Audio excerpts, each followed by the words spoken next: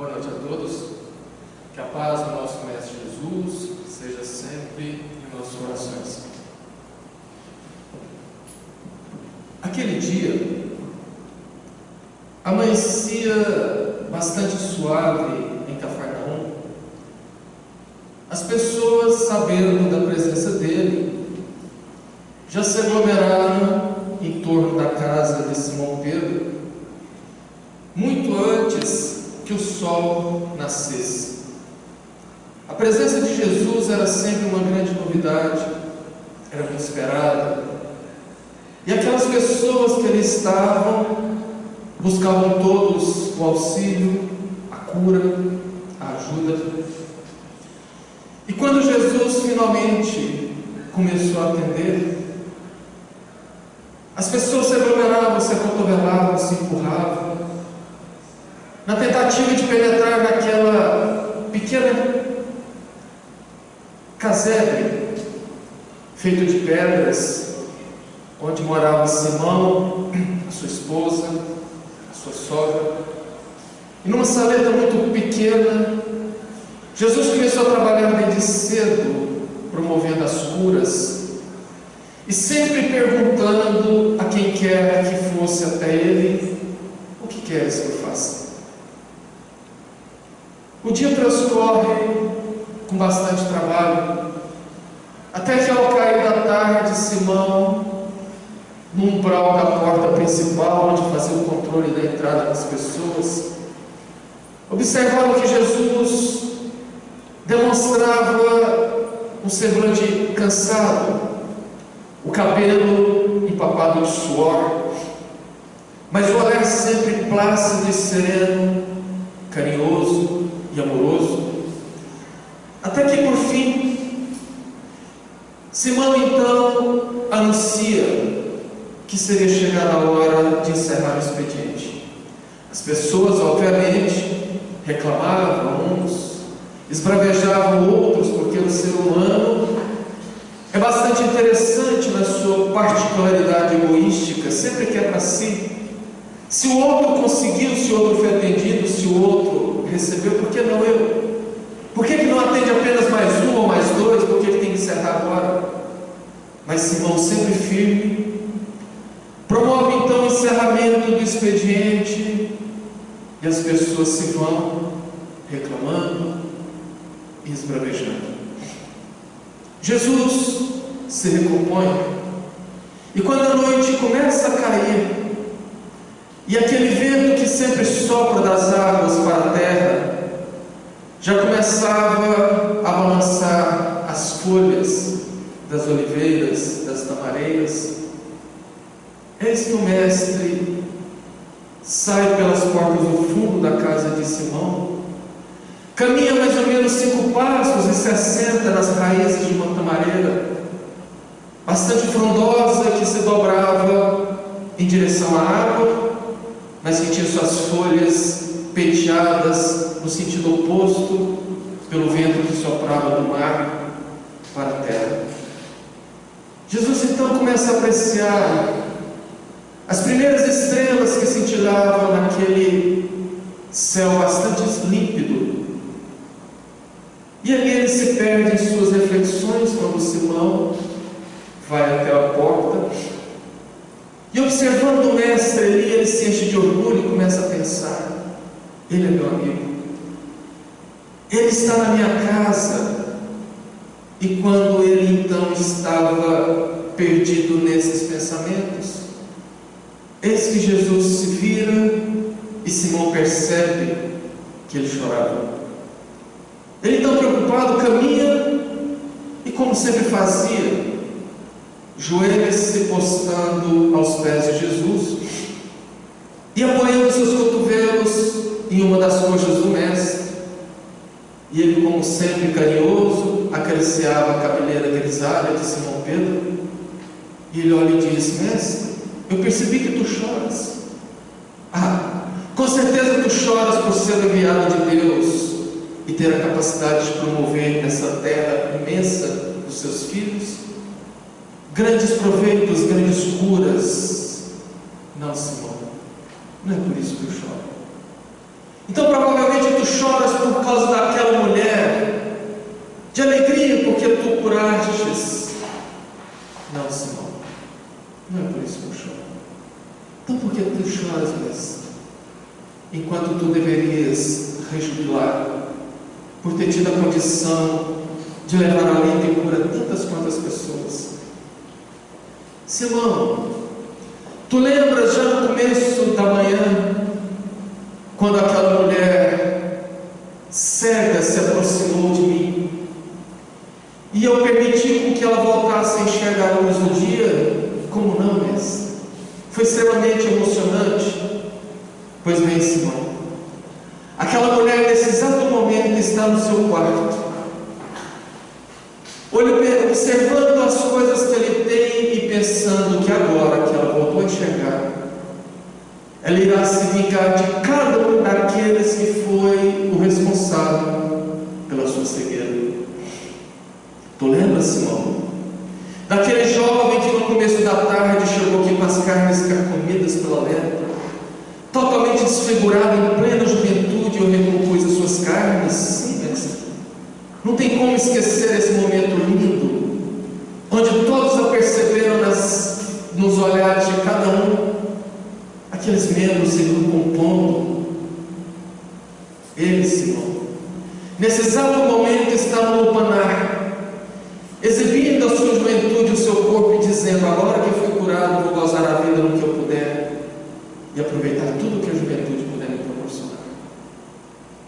E aquele outro Simão, que esteve aqui quanto tantos outros e que eu curei, a maioria deles estão nesse momento, Simão, fazendo os planos para voltar a cair exatamente no poço que os levou àquela doença e aquele problema das quais eu curei.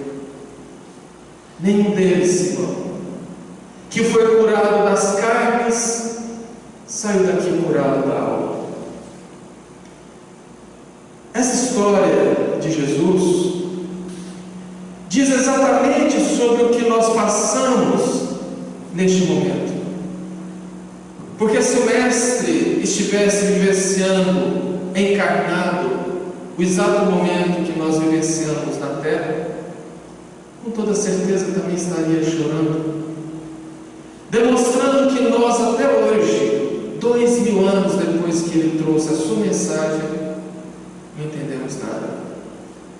Muitos tivemos as carnes curadas no carro das reencarnações no decorrer dos séculos, mas ainda não curamos a nossa alma.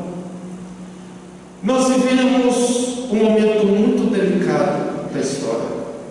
Aliás, nós estamos nesse momento vivendo história.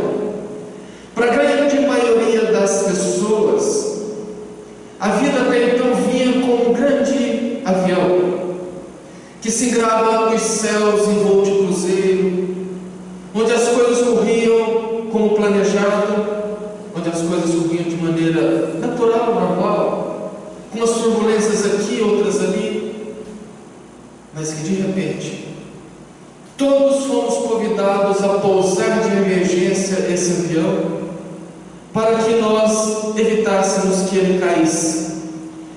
De repente todos nós somos convidados a mudar totalmente a nossa rotina e vivermos presos praticamente dentro das nossas próprias casas. Uns adiaram seus planos, outros cancelaram seus planos, mas efetivamente todos nós tivemos os nossos planos de certa maneira modificados. Pegos de surpresa, estamos aprisionados como um prisioneiro comum de uma penitenciária. Alguns no regime do semiaberto, onde podem trabalhar durante o dia, mas que devem voltar à cela à noite. E nesse momento, onde essa pandemia toma conta do mundo e nos pega de surpresa, é natural que quase todas as pessoas procurem respostas, e pior, que muitos procuram dar respostas. E não falta nesse momento especialistas em coisa nenhuma. Os religiosos, os proféticos do caos, teóricos da conspiração, obviamente, asseveram e afirmam que esse vírus foi obra de engenharia genética, foi fabricado dentro de um laboratório visando algum tipo de sabotagem no mundo, e dão provas disso. Os proféticos abrem o baú e tiram de lá profecias de Nostradamus. Outros trazem livros escritos há pouco tempo atrás, que dão nomes, que dão datas, que dão países, fazendo uma grande jogada de marketing, para que as pessoas corram e comprem, e que saia bem o autor do livro. Os religiosos, a maioria dos cristãos, infelizmente, dizem que isto, obviamente, é castigo de Deus, mas é um castigo de Deus para aqueles que não frequentam suas religiões, que não frequentam suas igrejas. E os especialistas de coisa nenhuma, esses não merecem a nossa consideração nesse momento. O fato é que nós estamos vivendo história. E quando olhamos o mapa mundi, como eu tive o cuidado de olhar um pouco antes de vir para cá, nós observamos ali praticamente todas as terras tomadas de vermelho, com exceção de alguns poucos países que são no meio do oceano, ou alguns outros no interior da África, que ainda não tiveram casos da Covid-19. Mas seja no oceano, seja no interior da África, são praticamente ilhas cercadas da pandemia por todos os lados. E é nessas horas de crise que as nossas máscaras caem. No Brasil, vivemos um momento extremamente delicado nesses dias de hoje. Nós iremos entrar praticamente na segunda semana que nós vivemos o isolamento social, onde as pessoas são convidadas a ficar em casa, e nós já temos muitas pessoas se posicionando segundo os seus interesses ou seus entendimentos, num posicionamento praticamente antagônico ao que reza a ciência nos dias atuais. Muitos já insurgem contra as determinações das autoridades, enquanto outros acatam as orientações, geralmente movidos pelo medo. Mas o fato é que seja lá qual for a posição de cada um de nós deveríamos adotar, no mínimo, duas situações. A primeira é lançar o nosso olhar para o passado, para a história, para que a gente possa entender que o que acontece agora não é nada de incomum. Nos assusta porque está pegando essa nossa geração, onde estamos reencarnados conscientes dela. A segunda situação é que muitas pessoas deveriam tirar aquele tampão de cavalo de carroça que muitos usam e que impedem que eles observem nada mais além do que a frente dos seus narizes, e que esses lançassem os seus olhares pelo mundo, sobretudo pela Europa, para que possam ver o que está acontecendo e entender os motivos de muita coisa que está sendo propagada agora no nosso Brasil. Quando nós lançamos o olhar para o passado, nós podemos ver a quantidade de epidemias, de pandemias que assolaram a Terra praticamente em toda a história. E que se nós fôssemos enumerar e explicar cada uma delas, eu que nada tomaria talvez em 30% do nosso tempo. Mas apenas para ilustrar, nós podemos ver o livro Renúncia, escrito por Emmanuel, através da mediunidade de Chico, falando da varíola no século XVII, e que matou na Europa, naquele tempo, mais de 400 mil pessoas por ano, fazendo com que 30% delas, ou seja, em média, 130 pessoas saíssem dessa doença totalmente cegas. Mais tarde, no século XX, mais precisamente no último ano da Segunda Guerra Mundial, em 1918, o mundo é assolado pela gripe espanhola, que recebe esse nome porque a Espanha foi a primeira a notificar essa doença, que ninguém sabe de onde surgiu, mas se especula que foi por conta da insalubridade das trincheiras da guerra, e que facilmente se espalhou pelos 4 cantos do mundo, levado pelos navios mercantes, ou para aqueles que traziam de volta os soldados, e que matou, segundo as estatísticas, entre 50 e 100 milhões de pessoas, inclusive o nosso Eurípides Barçanufo, na segunda leva da doença, que ceifou no Brasil mais de 30 mil vidas naquela época. E dessa vez, vivemos novamente uma pandemia, só que tudo indica não será tão devastadora como as demais. O motivo que ela veio, nós não sabemos. Nós apenas podemos especular, mas com toda certeza, ela vai deixar grandes e grandes ensinamentos. Certamente, ela veio para a nossa evolução, porque Deus não permite nada absolutamente que não seja para o nosso bem. E com certeza, ela vai realizar em meses, ou talvez alguns anos, o que nós levaríamos para realizar durante séculos, se não houvessem esses flagelos. E aí, quando nós falamos isso, alguém pergunta, mas quem falou isso? Os Espíritos, para Allan Kardec. Eu destaquei aqui no Livro dos Espíritos, na sua terceira parte, no capítulo 6, intitulado A Lei de Destruição, no item 2, flagelos destruidores, na questão 737. Quando Kardec pergunta, com que fim fere Deus a humanidade por meio de flagelos destruidores? E os Espíritos respondem, eu acho que está muito alto como ele está falando, para fazê-lo progredir mais depressa, já não dissendo ser a destruição uma necessidade para a regeneração moral dos espíritos, que em cada nova existência sobe um degrau na escala do aperfeiçoamento, preciso é que veja o objetivo, para que os resultados possam ser apreciados somente do vosso ponto de vista pessoal.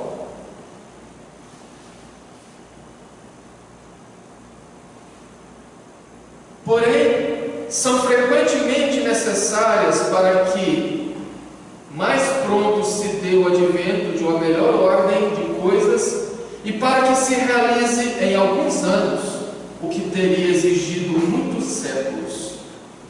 Na pergunta seguinte, na 768, Kardec pergunta: Deus não poderia empregar para melhorar a humanidade outros meios que não os flagelos destruidores?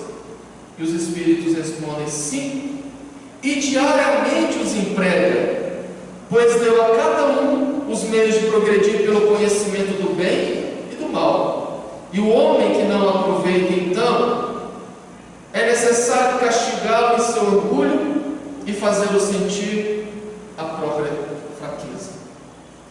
Lembra do exemplo inicial do voo de cruzeiro?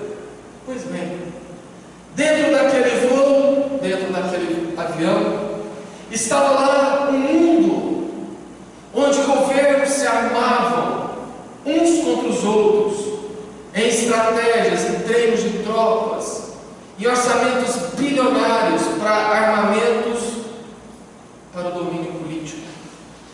Tinha também dentro daquele avião pessoas que viam umas às outras como objetos, que viviam apenas para curtir a vida, se drogando, transando com todo mundo, curtindo a vida ao máximo, e outras para juntar o que podiam de bens materiais. Dentro daquele avião também tinha um mundo que se preocupava muito mais com a Copa do Mundo, com a Olimpíada, do que da construção de hospitais. Como nós vimos na época da Copa no Brasil, quando se questionava os milhões de dólares gastados nesses elefantes brancos que são os estádios e que hoje estão jogados às traças. E um jogador muito famoso foi para a TV e falou: a Copa vive de estádios e não de hospitais. E talvez hoje ele está repensando isso. Vivia lá dentro daquele avião um mundo que valorizava muito mais aqueles que propagam as informações através da vulgaridade, daqueles que levam a vida de maneira igual na internet ou na música, semeando vícios, semeando promiscuidade, em detrimento da obrigação, em detrimento da educação, em detrimento da formação moral das pessoas. E lá dentro também tinha um mundo que vinha numa crescente armamento estratégico para aniquilar adversários. Um mundo onde as redes sociais destruíam reputações praticamente do dia para a noite. E aí alguém pergunta: por que você está falando no passado havia? É porque justamente depois dessa pandemia, os paradigmas com toda certeza vão mudar. É claro que eles não mudarão do dia para a noite, até mesmo porque a natureza não dá saltos. Mas é importante que nós lembremos que todas as pandemias da história aconteceram para que nós educássemos a nossa higiene moral, física e espiritual. Nós temos aí como exemplo, recentemente, a epidemia do ebola, que veio da África, obrigando as pessoas a lavarem o que comiam, a lavarem as mãos depois da alimentação. Atitudes simples de higiene, como nós temos já há mais de 30 anos, a pandemia da AIDS, que veio conclamar as pessoas a higienização moral e espiritual dos seus comportamentos. E não vai ser diferente com o coronavírus, que da mesma maneira vem nos conclamar a essa higienização. Joana de Ângeles assevera que a maioria, para não dizer todas as doenças, porque quando ela fala a maioria, porque ela está falando das doenças viróticas, ela diz que essas doenças são muito mais psíquicas do que físicas. Ué, então quer dizer que não existem os vírus, que são coisas da mente? Não é isso que eu disse, muito menos do que Joana disse.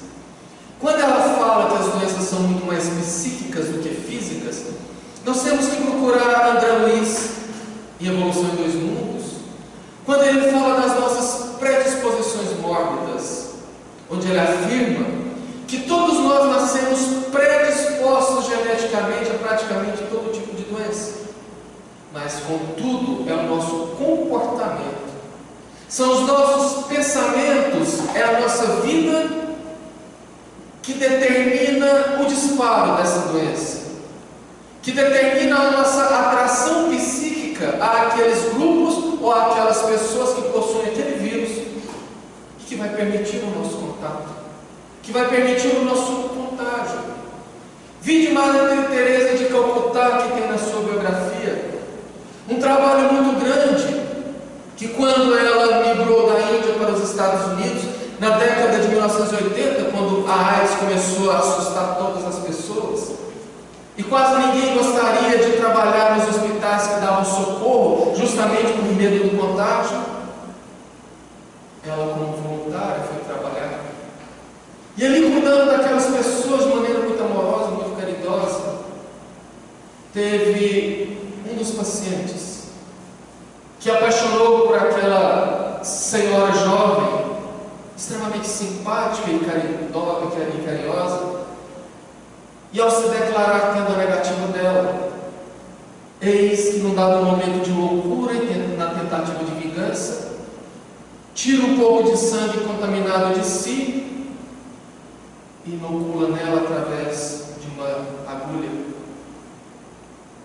Ela continua o seu trabalho amoroso, o tempo passa, os meses passam, os anos passam, e ela não é contaminada. Justamente porque o seu psiquismo naquela hora não desceu ao psiquismo daquele doente muito mais da alma do que do corpo, e que portanto não permitiu ali o contágio.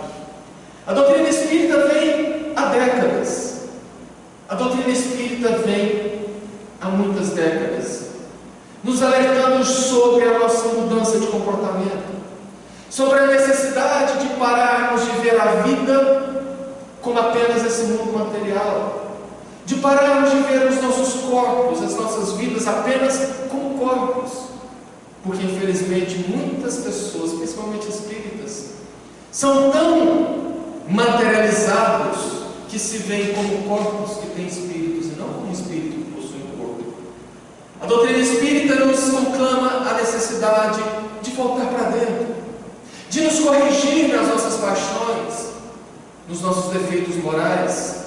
E o materialismo, paralelamente, vai crescendo assustadoramente, inclusive dentro do seio da própria doutrina. muita lástima que nós vemos a quantidade de espíritas que sentam nos bancos dos centros regularmente. Alguns que trabalham nas reuniões mediúnicas, outros são voluntários nas casas, outros aplicadores de passes, outros inclusive palestrantes, e que ao sair porta fora do centro levam a vida totalmente voltada para a matéria, para o exterior e para os gozos da matéria. Embora uma onda de consciência já comece a alastrar, e a gente pode ver isso nas redes sociais, fazendo com que a maioria das pessoas lutem contra a onda negativa, nós vemos de maneira antagônica muitos outros dizendo que só aguardam terminar essa pandemia para voltar à mesma vida que tinha antes. Lembra de Jesus chorando justamente por conta dessas pessoas? Eles não aprenderam nada ainda. E é por isso que às vezes a dor é necessária, porque vem nos corrigir, vem fazer com que nós trabalhemos e recalculemos a nossa rota. Jesus então, nesse momento, nos coloca como se fosse um professor amoroso que coloca o aluno lá no cantinho do pensamento para que ele possa, isolado, reflexionar sobre os seus erros, sobre as suas peraltices. Acabamos de sair do carnaval, onde os índices de suicídio, de acidente, de crime foram extremamente altos. E vejamos nós, apenas 15 dias de reclusão no Brasil e os índices de acidentes caíram, de crimes caíram. Mas é claro que está todo mundo preso dentro de casa, justamente. Foi justamente por conta desse momento onde todo mundo vinha vivendo os gozos, as coisas todas que a vida proporcionava de maneira material e, portanto, perdendo as suas reencarnações, é que nós somos convidados a parar um pouco, a respirar um pouco, a pensar um pouco, a reflexionar um pouco, a ter a oportunidade de conhecer um outro lado da vida, mais familiar, mais recluso. Conhecer um outro lado da vida que nos dá a oportunidade de fazer aquela faxina que há muitos anos nunca fazemos, de fazer aquelas atividades que não fizemos, porque o mundo lá fora não deixaram. No entanto, precisamos ter cuidado, principalmente os espíritas com que nós falamos. Há mais ou menos uma semana atrás, eu vi vários espíritas colocarem em redes sociais, esparramarem pelos grupos de WhatsApp, que foram os espíritos de luz que distribuíram o vírus pela Terra. Obviamente, numa posição extremamente equivocada, numa interpretação equivocada do que Divaldo Franco disse, na 22ª Conferência Espírita do Estado do Paraná, que aconteceu agora, na metade do mês, numa palestra que ele fez exatamente no dia 15 de março, e que ele fala que o vírus veio substituir uma guerra nuclear, e que numa metáfora, Divaldo fala que anjos espalharam, sopraram o vírus pela Terra. Claro que foi uma metáfora, até mesmo porque esse tipo de coisa não acontece sem a permissão de Deus. Esse tipo de coisa não acontece sem os grandes engenheiros siderais trabalharem de maneira extremamente programada, pragmática e séria. Como que isso vai acontecer? Porque não existe desordem no mundo. Está tudo muito bem programado e organizado. E que quando Divaldo fala que o vírus veio substituir uma guerra nuclear, claramente ele faz alusão à questão 744 do Livro dos Espíritos, quando Kardec pergunta que objetivou a providência, tornando necessária a guerra. E os Espíritos respondem: a liberdade e o progresso. E quando ele fala de uma guerra nuclear, é porque hoje, se nós tivéssemos um conflito de ordem mundial, onde temos verdadeiros psicopatas, como um jovem louco da Coreia do Norte, ou anciãos extremamente desequilibrados no Oriente Médio que detêm a bomba atômica e que barganham a liberação dos seus bloqueios econômicos na ameaça do ataque nuclear. Quando nós entendemos que o mundo por diversas vezes esteve a um passo, alguns segundos de um conflito nuclear, nós entendemos que Jesus, sabendo do quanto isso seria devastador, do quanto isso atrasaria por milênios a evolução da Terra, promove esse crescimento de outra forma. Uma guerra, ela nunca traz apenas um benefício. Você não está falando errado, não? Seria um malefício? Sim. Mas quando Deus utiliza a guerra, é porque ela traz N benefícios. A título de curiosidade, praticamente todas as tecnologias que nós usamos hoje nasceram na necessidade da guerra. Muitas coisas que nós usamos no nosso dia a dia, sequer nos ativemos, nasceram na necessidade da guerra. O forno de micro-ondas, a panela de teflon, aquela antiaderente, o absorvente íntimo, tão comum na vida de qualquer mulher, o leite condensado, a comida enlatada, o computador e principalmente a internet. E como as guerras no passado elas eram muito cruéis, a guerra nuclear seria muito mais devastadora. Tanto é que Albert Einstein disse, quando perguntaram: se houvesse uma terceira guerra nuclear, professor, como ela seria? E ele, com muita sabedoria, respondeu: eu não sei dizer como seria uma terceira guerra mundial, mas com toda certeza, uma quarta guerra mundial seria com paus e pedras, demonstrando o seu conhecimento do quanto elas arrasariam o mundo.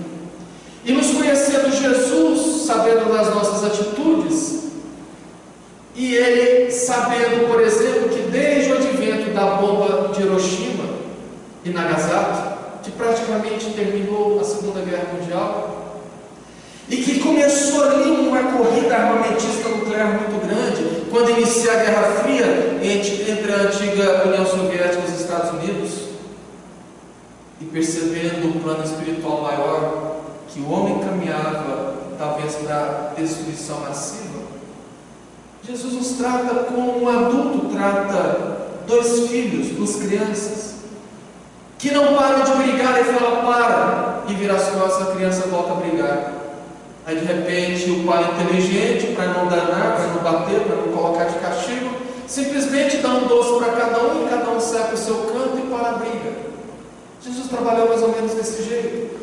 Segundo Emmanuel, ele promoveu a corrida, a conquista da Lua, o que fez com que Estados Unidos e União Soviética focassem os seus recursos e os seus estudos científicos para levar o homem à Lua, causando aí um desaceleramento da corrida armamentista nuclear. Mas isso sempre fica na cabeça das pessoas, tanto é que em janeiro, quando a Covid começava a alastrar-se pela China, eu fui convidado a fazer uma palestra em Tuiutaba. E lá, momentos antes da palestra, um trabalhador da casa, numa conversa aleatória, vira e fala: você não acha que já está muito próximo de ter um grande conflito, uma grande guerra, para que Deus promova um saneamento no mundo? E eu sinceramente disse que não.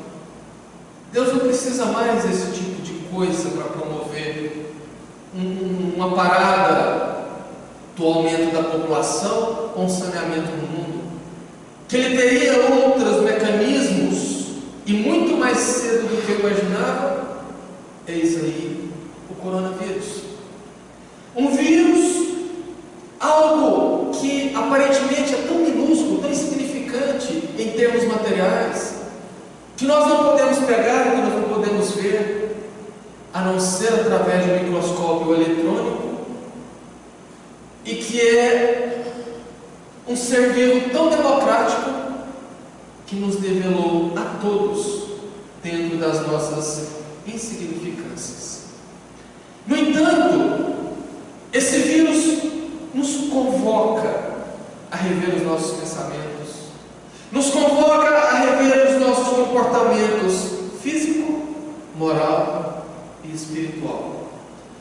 O modo que nós sairemos dessa crise diz respeito praticamente a 3 momentos, que cada qual vivenciaremos os 3 e outros vivenciaremos um ou outro desses momentos, que seriam o momento do medo, o momento do aprendizado e o momento do crescimento.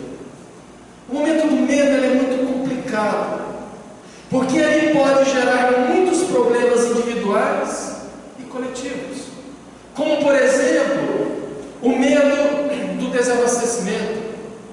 Nos momentos iniciais as pessoas, algumas obviamente, correm às compras nos supermercados e compram o que pode, o que consegue comprar, fazendo com que falte para aquelas pessoas que precisam e que através da lei da oferta e da procura os preços subam, como a gente começa a ver por aí. Outro medo faz com que as pessoas, principalmente os jovens, principalmente aqueles que desse mundo moderno são acostumados a ter respostas rápidas por causa dos seus usos muito comuns dos smartphones, das redes sociais, faz com que eles façam uma ansiedade muito profunda, naquela projeção do futuro, buscando respostas, querendo saber quando e como isso vai acabar e principalmente querendo que isso tenha uma solução muito rápida. A insegurança financeira de uns, as necessidades primárias de outros e principalmente a ganância de mais outros fazem com que uma onda de revolta comece a crescer, podendo jogar por terra todo esse esforço que nós estamos fazendo para fazer com que a curva de contágio seja achatada. Porque quando nós somos convidados a fazer isolamento social, nada mais é para que se evite um contágio em massa muito pontual, muito rápido, que vai acontecer ao longo do tempo, colapsando os nossos atendimentos hospitalares, que é exatamente o que está acontecendo hoje na Europa. O segundo momento do aprendizado faz com que as pessoas entendam que não vai existir desabastecimento se cada um for ali e comprar o que precisa, que não vai haver aumento do preço se todo mundo continuar fazendo as suas compras como sempre fazia, promovendo o equilíbrio do mercado. Acontece também quando nós pressentimos que a ansiedade está chegando, porque não é fácil para muita gente, principalmente para aqueles mais ativos, de repente verem reclusos em casa, sem as atividades que faziam, principalmente para aqueles muito preocupados com a vida, verem-se sem saber onde isso vai dar e quando vai chegar. Mas quando pressentem que a ansiedade bate às suas portas, promovem uma mudança de pensamento, promovem a terapia ocupacional, fazendo uma rotina diária como se fosse um dia normal, levantando, fazendo a higienização, cuidando do corpo através do exercício, cuidando da casa, fazendo alguma coisa e trabalhando para que aquilo não mude na crença de que Deus promove para cada um apenas aquilo que é do nosso merecimento. E ao invés de reclamar, ao invés de tentar comprometer a saúde da maioria das pessoas, aqueles que sim têm a necessidade de trabalhar, que busquem alternativas para sobreviver, que busquem modos e condições de recuperar depois, porque, como diz uma frase que saiu por aí nas redes sociais, um falido se recupera, mas um falecido não. Porque muitas vezes a gente não consegue entender o que é essa doença enquanto ela não bate à porta dos nossos lares, ceifando a vida de um dos nossos entes queridos. E aqui também cabe o entendimento de que nada, absolutamente nada acontece se não for do nosso merecimento. Necessário se faz compreender isso, pois basta com que nós olhemos para a Europa, principalmente para a Itália, que negligenciou o coronavírus, que preocupados porque recentemente saíram de uma crise econômica muito grande, e não querendo mergulhar o país em outra, negligenciaram e hoje tem o seu país praticamente trancado à força da lei, onde as pessoas, para que tenham que ir para o trabalho, necessitem de uma autorização do governo, dizendo que hora que sai de casa, qual o percurso que percorre, qual horário que volta, porque se alguém for pego na rua, recebe uma multa de no mínimo 300 euros, algo como R$1.500. Eu falo isso porque eu tenho clientes e amigos na Itália, estou em contato com eles constantemente. A coisa é tão avassaladora e tão cruel lá, que não tem quem não se informe, que não mude o modo de pensar. Esses foram apenas pequenos exemplos, só para que a gente possa ilustrar. Mas o principal comportamento que nós precisamos rever é o moral e o espiritual. E aqui nós entramos na terceira fase, que é do aprendizado. Dr. Bezerra de Menezes, que no dia 15 de março de 2020, lá no 22ª Conferência Espírita do Paraná, no encerramento da palestra do Divaldo, fez uma mensagem fabulosa, através da psicofonia daquele médium, nos alerta para que nós, nesse momento, tenhamos calma, que não nos preocupemos demasiadamente, ou seja, que a gente não fique desesperado, porque mais tarde nós entenderemos por que, como e os motivos do aparecimento desse vírus. Dr. Bezerra também diz para que nós não fujamos de onde estamos colocados, na infantil esperança de evitarmos o contágio. Porque a gente vê pessoas se isolando, indo para o meio do mato, achando que aquilo ali vai evitar. Não evita. E se estamos colocados em algum lugar, é porque ali é que nós devemos ficar. Dr. Bezerra nos conclama, principalmente como cristãos, a respeito da lei.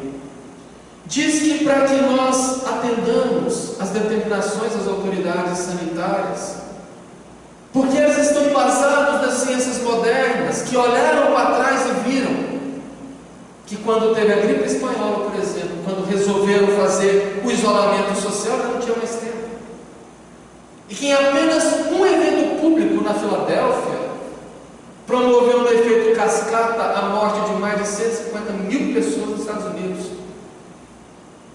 Dr. Bezerra nos alerta para que não escondamos as mãos socorristas aos que necessitam, que não calemos as nossas palavras, a fim de levar o Evangelho àqueles que nesse momento temem, que nesse momento extertoram, que possamos levar a palavra consoladora àqueles que já estejam por algum motivo no leito de morte. E mais do que nunca, ele diz que Jesus precisa das nossas mãos, que Jesus precisa dos nossos lábios e de sentir a nossa compaixão e principalmente a nossa misericórdia. E aqui, para encerrar, o ponto principal: que busquemos a pureza íntima através da educação dos nossos pensamentos, que evitemos sintonizar com as mentes que administram as vidas. E basta, para que a gente entenda o que ele quis dizer com isso, que bastou um pronunciamento infeliz do presidente e o Brasil mais uma vez rachou, dividiu em dois povos que começaram a brigar entre si, causando no momento que menos necessitamos de uma psicosfera extremamente densa e poluída, que todos nós, ou melhor, todos aqueles que sintonizem, estarão respirando esses vibriões maliciosos. E o doutor ainda fala que se faz muito necessário evitar as sintonias com as paixões que nos dividem e com as experiências que nos unem. E aí nós podemos ver as ideologias, ao ponto de ter pessoas que torcem para que a desgraça se alastre, para que em nome dessas ideologias políticas eles possam culpar A ou B a respeito disso. Dr. Bezerra finaliza pedindo para que nós não desçamos o nosso pensamento ao pessimismo, à agonia e às dores. Lembra que Joana e André Luiz dizem que as doenças são psíquicas? Nós temos basicamente 3 tipos de pessoas em relação a essa pandemia no mundo. Aquelas que não trazem no seu programa reencarnatório a desencarnação através da doença. Aquelas que trazem a necessidade expiatória de desencarnar com a doença. E no meio, a grande massa, que não trazem nenhuma e nem outra, por um modo de dizer, mas que podem fazer essa sintonia psíquica segundo o modo mental que vivem, porque eles sim vêm fazer o saneamento do planeta. O Dr. Bezerra finalmente finaliza dizendo que o grande antídoto para todos os males é o amor. O amor responsável, o amor dinâmico, um amor que doa sem querer receber sequer um sorriso daquele beneficiado, e afirma que nunca nos esqueçamos que estamos acompanhados. Nós nunca estivemos sozinhos, que o plano espiritual está trabalhando para nos trazer orientação e consolo, e que traz um alerta muito severo, que agora é a hora de nós cristãos, principalmente os espíritas, darmos o exemplo do que é ser cristão. Dá o exemplo da fé e da confiança, porque Jesus jamais nos deixa só. Os médicos da espiritualidade estão trabalhando arduamente para orientar os médicos do planeta, a fim de acharem com brevidade a cura para a doença. Mas que enquanto isso acontece, muita coisa haverá de transformar nas nossas vidas, e sempre para o bem. E para aqueles que temem a morte, o doutor diz que nunca temamos a morte, porque a morte não é o fim, mas a grande libertadora da escravização da matéria, da escravização da carne. Que nós possamos nesse momento ter muita serenidade, nos resguardar nas orações, entendendo que como reencarnados não basta apenas orar, que nós precisamos fazer também a nossa parte. Sigamos sem revolta as orientações das autoridades, sigamos sem revolta aquilo que nos era imposto, sempre tendo em mente que nada nos acontece se não for do nosso merecimento. Que nós possamos ter o resto de semana abençoado e que Jesus nos abençoe. Obrigado.